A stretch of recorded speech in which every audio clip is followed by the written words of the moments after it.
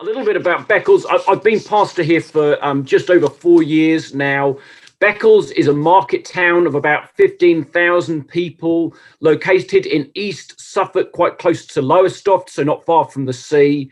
Beccles Baptist Church has a membership of about 90, and before March last year, we would have a regular congregation on a Sunday of about 120, including children coming and worshipping on a Sunday morning. About half of our membership lives in Beccles, about half of it lives in the surrounding area that the market town serves. Throughout lockdown, we have made use of YouTube and Zoom, YouTube for our services, Zoom for our small groups. And when we got back in the building, which we did as soon as we possibly could in July, we've been live streaming our services in YouTube. The only time we stopped being in our building was during November and December when we weren't allowed to. Throughout lockdown, there are two massive blessings that we are enormously grateful to God for here at our church. The first is that we have our own building in the centre of town, with plenty of capacity in it for the people that want to come. And the second blessing is that God has really blessed us with a real measure of unity as a church family that has meant we have been able to move things forward quickly and basically take advantage of the relaxation of lockdown as and when that's come around. Understanding the building and the unity, I think, is important in understanding how we've got to where we are. What are we doing at the moment? We are now meeting for Sunday services morning and evening. We have seen a big uptick in the number of people coming post 29th of March. We're now going to start Sunday school this coming Sunday. And the only other ministry that's happening in the building is our food bank that happens on a Wednesday. Everything else, home groups, ladies' Bible study, men's breakfast, are all happening on Zoom at the moment. I want to describe in 4 words how we are seeking to come out of this latest and we hope last iteration of lockdown. And these 4 words should help just understand how we're seeking to walk things forward. First up, reflection.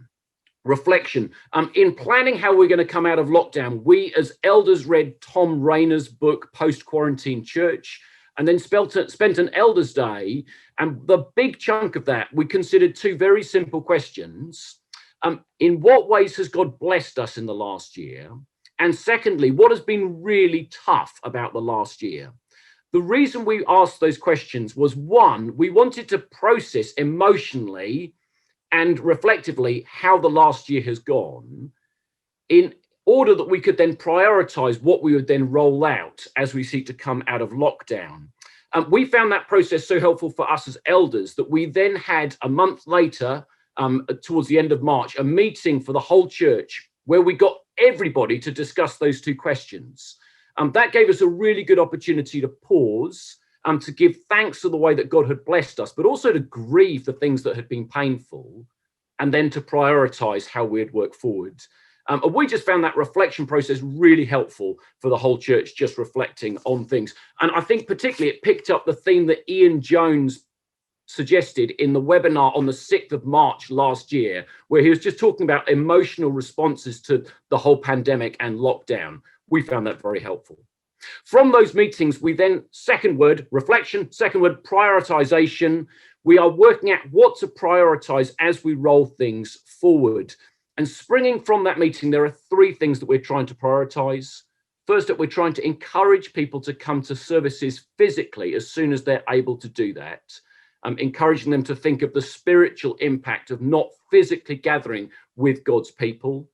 The second thing is we're trying to prioritize prayer. So for the whole of May, our evening services are being run as prayer meetings, both physically in the building and online. So there's a bit of a hybrid with kind of people tuning in online and people praying in the building, with a particular focus in those prayer meetings on praying for us as we emerge out of lockdown.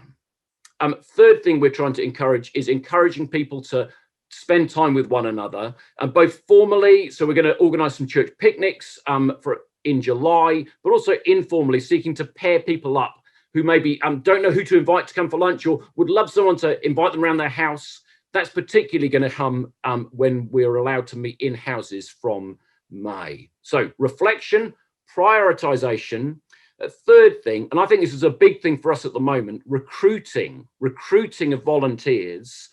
There's a real pinch point for us as a church at the moment, finding enough people to staff the things, especially on a Sunday. Now, that I think that works in two directions. In one direction, there are people who are very reticent to start serving because they're out of the habit of doing that. But then in the other direction, I think as leaders, we've got used to a few of us running everything out of necessity from the last year. And we need to work really hard at seeking to delegate responsibility back to people so that they can then be involved in serving in church life, because that is going to become really necessary. And I think the effort we need to put in is going to be more than ever in delegating, in order that we can get things back up to speed in the coming days and weeks and months.